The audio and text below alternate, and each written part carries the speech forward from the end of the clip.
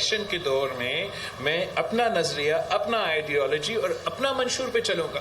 और मेरा मुतालबा है मियाँ साहब से भी कि वो इंतजामिया के बजाय अपना नजरिया पे, अपना मंशूर पे इलेक्शन लड़े, वो वोट को इज्जत दिलवाए, वोट का बेइज्जती ना करे। वो उसका बेहतरी होगा, उसमें मेरा बेहतरी होगा, उसमें मुल्क का बेहतरी होगा।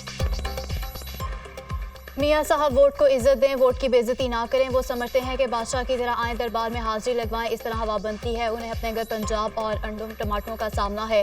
कोशिश करने के बावजूद उनकी हवा नहीं बन रही।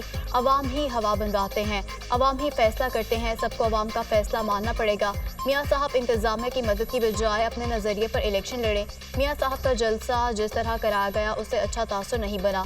2018 में एक शख्स को कहा गया वो फरिश्ता और बाकी सब करप्ट है। 2023 में किसी और को फरिश्ता बनाकर पेश किया गया। हर इलेक्शन में कुछ लोग तासुर देते हैं कि उनकी हुकूमत आने वाली है। पीपल्स पार्टी 8 फरवरी को आम इंतखाबात में सरप्राइज देगी। पीपल्स पार्टी हर तरह की पिच पर खेलना जानती है। बिलावल भुट्टो की कोयटा में न्यूज़ कॉन्फ्रेंस।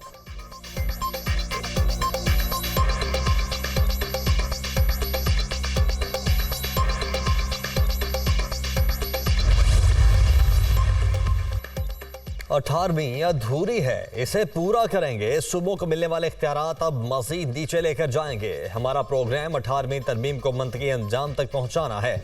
सूबों को मिलने वाले इख्तियारात बढ़ तो सकते हैं, कम नहीं हो सकते। नून लीगी रहनुमा एहसन इकबाल की मीडिया टॉक। पीपल्स पार्टी की नज़र पंजाब में नून लीग के मुखालिफ वोट पर है। हम पर तनकीद से ही वो इन वोटर्स को रागिब कर सकते हैं। अगर बिलावल भुट्टो समझते हैं तनकीद से वोट मिलते हैं तो पूरा जोर लगा लें। राना सनाउल्लाह का चैलेंज। नून लीगी रहनुमाओं की पार्लिमानी बोर्ड के इजलास के बाद मीडिया को ब्रीफिंग। सरगोदा डिवीजन के 100 से जायद उम्मीदवारों के इंटरव्यू कर लिए गए। जल्द नामों का ऐलान कर दिया जाएगा। कायदीन की गुफ्तगू। दानियल अजीज को पार्टी डिसिप्लिन की खिलाफ वर्जी पर शो कॉज नोटिस जारी।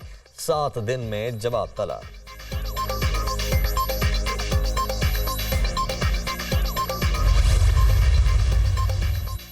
तहरीक इंसाफ के इंट्रा पार्टी इंतखाबात बैरिस्टर गोहर अली खान बिला मुकाबला चेयरमैन पीटीआई मुंतखब। उमर अयूब बिला मुकाबला पीटीआई के मरकजी जनरल सेक्रेटरी बन गए। डॉक्टर यास्मिन राशिद का बतौर पीटीआई पंजाब सदर इंतखाब। अली अमीन गंडापुर केपी, हलीम आदिल शेख सिंध, मुनीर अहमद बलोच बलोचिस्तान में तहरीक इंसाफ के सदर बन गए।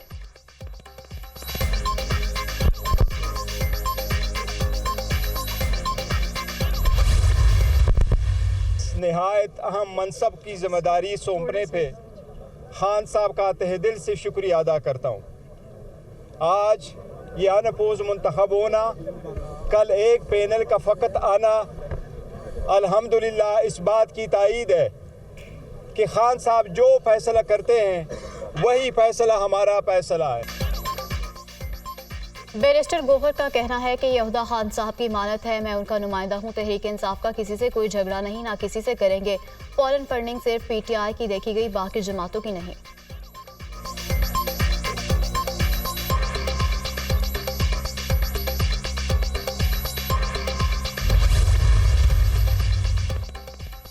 अकबर एस बाबर का पीटीआई इंट्रा पार्टी इलेक्शन को इलेक्शन कमीशन में चैलेंज करने का ऐलान। ये इलेक्शन नहीं सिलेक्शन थी। आज इंट्रा पार्टी इलेक्शन में पीटीआई के आइन की खिलाफ वर्जी हुई। आइन पाकिस्तान तमाम शहरियों के बुनियादी हकूक़ का तहफ़्फ़ुज़ करता है। साबित किया गया कि तहरीक इंसाफ के कारकुनों की कोई अहमियत नहीं। ये जमहूरियत के नाम पर एक टांकवा है। पीटीआई को हाईजैक कर लिया गया। पार्टी से कौन वफादार है सिर्फ कारकुन फैसला करेंगे। ये कैसे इलेक्शन है जिसमें पार्टी के बानी कारकुन हिस्सा नहीं ले सके। हमने इंट्रा पार्टी इलेक्शन में हिस्सा लेने की कोशिश की। अंडरग्राउंड लोगों ने कागजात नामजदगी जमा करवाए। अब बल्ले के लिए मजीद खतरात बढ़ गए। अकबर एस बाबर की प्रेस कॉन्फ्रेंस।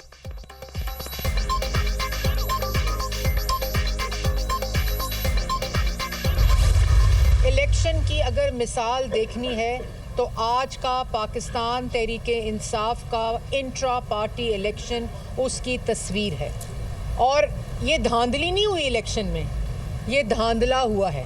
लेकिन ये सब कुछ उस आइडियोलॉजी के तहत हो रहा है जो आज करप्शन 190 मिलियन करप्शन केस में जेल बैठा हुआ है। तर्जुमान मुस्लिम लीग नून ने चेयरमैन पीटीआई का इंतखाब सिलेक्शन करार दे दिया। पीटीआई में एक बार फिर सिलेक्शन का अमल सिर्फ 15 मिनट में मुकम्मल हो गया। ये इलेक्शन नहीं पुतली का तमाशा था, धांधली नहीं धांधला हुआ। नामालूम और खुफिया मकाम पर यह कैसे इलेक्शन था जिसका कोई तजवीज़ कुनिंदा था और ना ही तायद कुनिंदा वोटर थे, ना वोटर लिस्ट, प्रिजाइडिंग ऑफिसर था, ना इलेक्शन प्रोसेस। बानी रहनुमा और कारकुनों के खौफ से उन्हें इलेक्शन प्रोसेस से ही बाहर कर दिया गया। इसे पार्टी में आमरीत और सिलेक्शन कहते हैं। इनकी आइडियोलॉजी ही RTS बिठाकर इलेक्शन लड़ना है। ऐसी जमातों का यही हाल होता है जो खाली कुर्सियों का हाल है। मरियम औरंगजेब की तनकीद।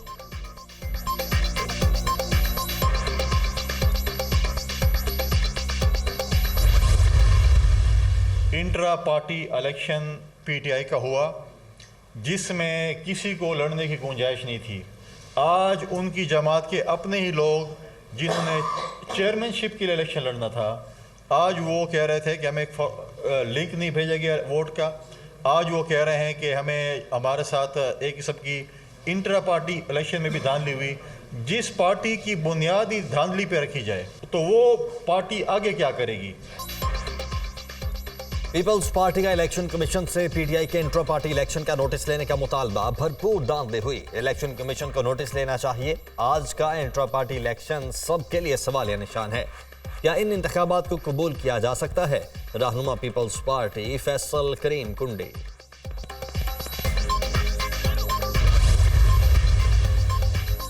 PTI के इंट्रा पार्टी इलेक्शन का तमाशा सबने देख लिया। ये जाली इलेक्शन था। पहले पार्टी में शफाफ इलेक्शन कराएं, फिर जनरल इलेक्शन की शफाफियत का सवाल करें। परवेज खटक के बाद बैरिस्टर गोहर की बजाय कोई सीनियर रहनुमा लाते तो अच्छा होता। बैरिस्टर गोहर के पास तो पार्टी कार्ड भी नहीं होगा। ये लोग इस मुल्क के मुजरिम हैं। इन हुक्मरानों से जब तक छुटकारा नहीं पाते तरक्की नहीं हो सकती। चेयरमैन तहरीक इंसाफ पार्लियामेंटेरियंस की न्यूज़ कॉन्फ्रेंस।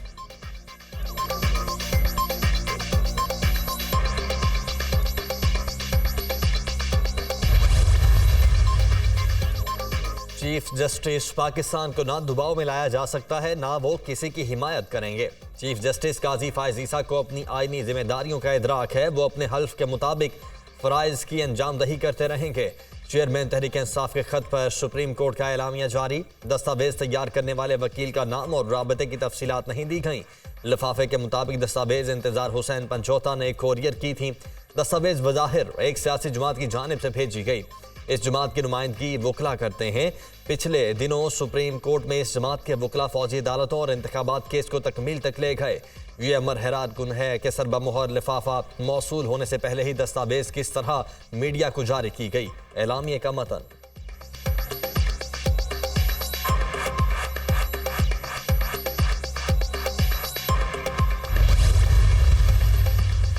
हम तमाम चैलेंजेस से बाखबर हैं। अवाम की हिमायत से पाकिस्तान के तमाम दुश्मनों के मनफी इल्ज़ाम को शिकस्त देंगे। पाक फौज पाकिस्तान की खुद मुख्तारी की हिफाजत के लिए मुकम्मल तैयार है। पूरी तवज्जो वतन की सरहदों की हिफाजत पर मरकूज है।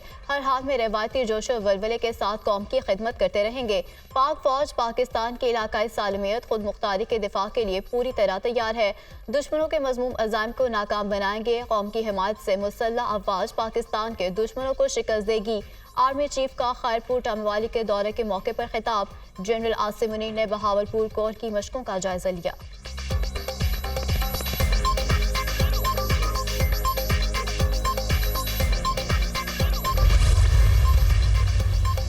हम धांधली के खिलाफ हैं। सिलेक्शन के जरिए इलेक्शन किसी सूरत बर्दाश्त नहीं। माजी में अवाम को धोखा दिया गया। एक लाडले को गलत तरीके से इक़्तिदार में लाया गया।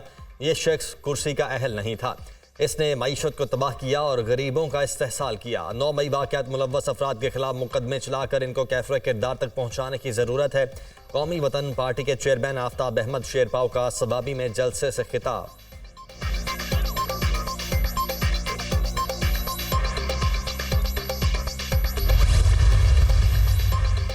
PTI रहनुमा शहजाद अकबर को इश्तिहारी करार दे दिया गया। सिविल जज अहमद शहजाद गोंदल की अदालत ने इश्तिहारी करार दिया। साबिक मुशीर एहतसाब के खिलाफ इस्लामाबाद के थाना सेक्रेटेरिएट में मुकदमा दर्ज है। FIR में फ्रॉड और दीगर इल्जामात आयद।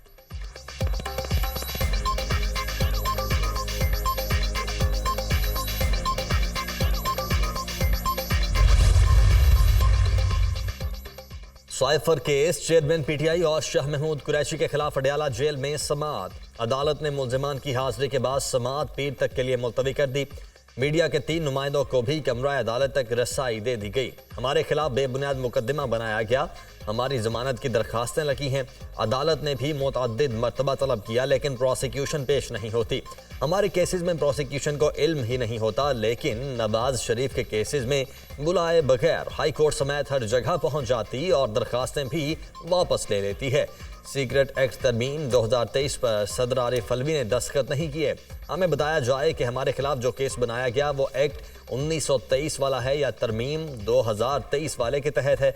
चेयरमैन पीटीआई के पास तो बड़े बड़े वकला भी हैं जो उनके केसेस लड़ना बाइस से इज्जत समझते हैं। मैं एक छोटा सा वकील भी नहीं कर सकता और ना मेरे वकील का नाम कहीं आता है। शाह महमूद कुरैशी का बयान। सदर आरिफ अलवी को अदालत तलब करने की इस्तदा। आपके खिलाफ मुकदमा सीक्रेट एक्ट 1923 की शिक 5 और 9 के तहत बनाया गया है। जज जब्बुल हसन जुल्करनैन का शाह महमूद से मुकालमा।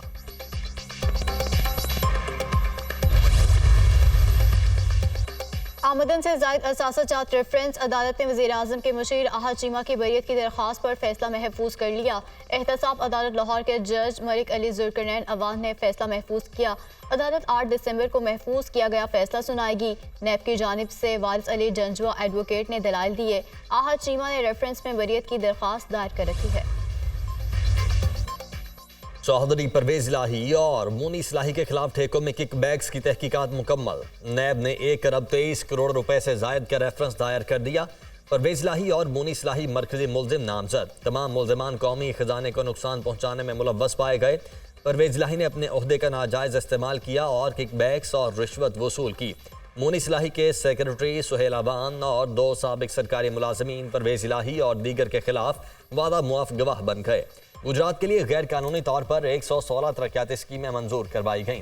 परवेज इलाही ने सबसे ज्यादा 74 करोड़ 45 लाख रुपए से जायद रकम रिश्वत और किकबैक्स की मद में वसूल की। परवेज इलाही की वजारत आला के दौरान उनके फैमिली मेम्बरान ने 304 मिलियन से जायद रकम अपने जाती अकाउंट्स में जमा करवाई। मुलजिमान कसूरवार पाए गए, ट्रायल करके सजा सुनाई जाए। नैब की रेफरेंस में इस्तदा।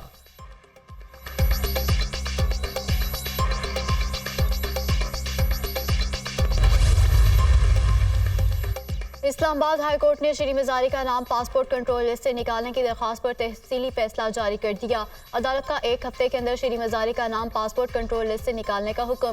दौरान समाअत बताया गया कि क्रिमिनल केसेस से तफ्तीशी ऑफिसर की सिफारिश पर श्री मिजारी का नाम PCL पर डाला गया। तफ्तीशी ऑफिसर से इस बाबत रिकॉर्ड तलब किया तो पेश ना किया जा सका। अदालत ने एडिशनल अटॉर्नी जनरल से इस्तफसार किया कि इस्लामाबाद में और कितने मुलजिमान का नाम PCL पर है। एडिशनल अटॉर्नी जनरल अदालत के सवाल पर कोई जवाब देने में नाकाम रहे। दरख्वास्त गुजार डॉक्टर श्री मजारी किसी मुकदमे में मफरूर या इश्तिहारी भी नहीं। DG पासपोर्ट एंड इमिग्रेशन 1 हफ्ते में नाम PCL से निकाल कर रिपोर्ट जमा कराएं। फैसले का मतलब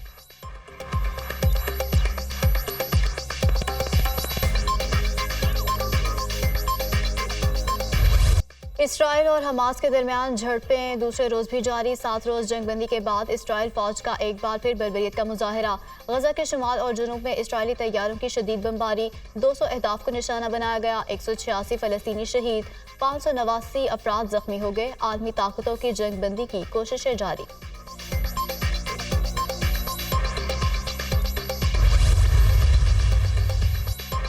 अल-कसाम ब्रिगेड के इसराइल पर जवाबी वार। तल अबीब को रॉकेटों से निशाना बनाने का दावा। फलस्तीनी शहरियों के कत्लेआम के जवाब में तल अबीब पर कई रॉकेट दागे गए। गजा सिटी में इसराइली अफवाज के मराकज़ पर भी बमबारी की गई। जंगजुओं और सहूनी फोर्सेस के दरमियान गजा में शदीद झड़पें।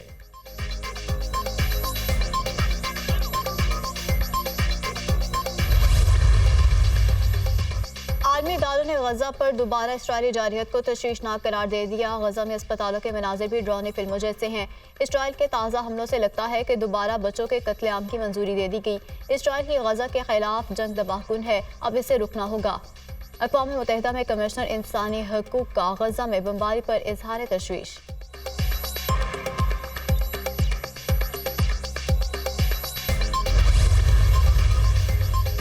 अमरीकी वज़ीर ख़ारजा एंटोनी ब्लिंकन ने गजा में महफूज और पायदार अमन को वक्त की अहम ज़रूरत करार दे दिया। कहते हैं अरब ममालिक के वज़राए ख़ारजा से गजा के मुस्तक़बिल पर मुलाकातें तामीरी रहीं। तमाम तर बातचीत गजा की पट्टी पर मरकूज रही। एंटोनी ब्लिंकन की कॉप समिट में शिरकत के बाद दुबई में न्यूज़ कॉन्फ्रेंस।